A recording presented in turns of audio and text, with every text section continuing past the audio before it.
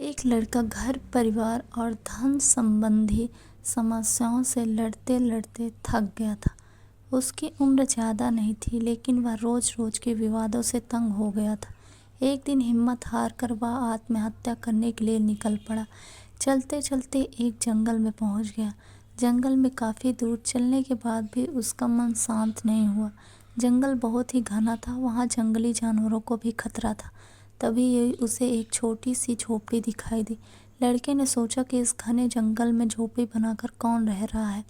अपनी जिज्ञासा शांत करने के लिए वह लड़का झोपड़ी की ओर बढ़ने लगा। झोपड़ी के पास पहुंचा तो उसे एक संत दिखाई दिए। संत ध्यान की मुद्रा में बैठे थे और उनके चेहरे पर शांति और प्रसन्नता दिखाई दे रही थी। लड़का संत के पास बैठ गया। संत ने लड़के को देखा तो उसका परिचय पूछा। लड़के ने कहा कि वह अपने जीवन में परेशान हो गया है और मरना चाहता है, इसलिए इस जंगल में आया हूँ ताकि किसी तरह से अपना जीवन खत्म कर सकूँ। संत ने लड़के की बात सुनी और समझ गए कि कम उम्र में मिले तनाव के कारण ये बहुत ज़्यादा निराश हो गया है। उसने लड़के से कहा कि उन्हें निराशा से बचना चाहिए। समस्याएं तो आती जाती रहेंगी, समय एक सा नहीं रहता। संत ने लड़के को समझाने के लिए एक कथा सुनानी शुरू की। संत बोले, एक छोटे बच्चे ने एक दिन अपने घर में बांस का एक कैक्टस का पौधा अपने घर के आंगन में लगाया। उसका बागवानी का नया नया शौक था। बच्चा रोज दोनों पौधों की एक समान देखभाल करने लगा। रोज सुबह शाम पानी देता, धूप छांव में पौधों का ध्यान रखता।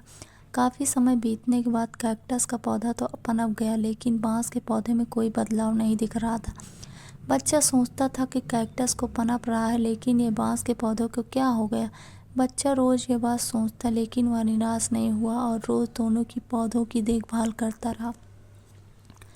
थोड़े और समय निकल गया, लेकिन कैक्टस की तुलना में बांस के पौधे में संतोषजनक प्रगति नहीं दिख रही थी। बच्चा अपने मेहनत में लगा था। कुछ समय के बाद एक दिन बांस का पौधा पनप गया और कुछ दिनों में बांस का पौधा कैक्टस से भी बड़ा हो गया। संत ने उस निराश लड़के से आगे कहा कि बांस का पौधा पहले तो अपने जड़ें मजबूत कर रहा था, इसीलिए उसे पनपने में समय लगा, लेकिन वह बच्चा भी अपनी कोशिशों में पीछे नहीं हटा, निराश नहीं हुआ। हमें भी अपने जीवन में दो बातें ध्यान रखनी चाहिए। पहली बात तो ये है कि हालात कैसे भी हों, सकारात्मक और धैर्य न छोड़ें। दूसरी बात ये कि पहले हमें अपनी जड़ें मजबूत करनी चाहिए। अगर हमारा आधार मजबूत होगा तो हमारा काम तेज़ी से आगे बढ़ेगा। सकारात्मकता और धैर्य रखेंगे तो जीवन में जल्दी ही संतोषजनक बदलाव दिखाई दे सकते हैं।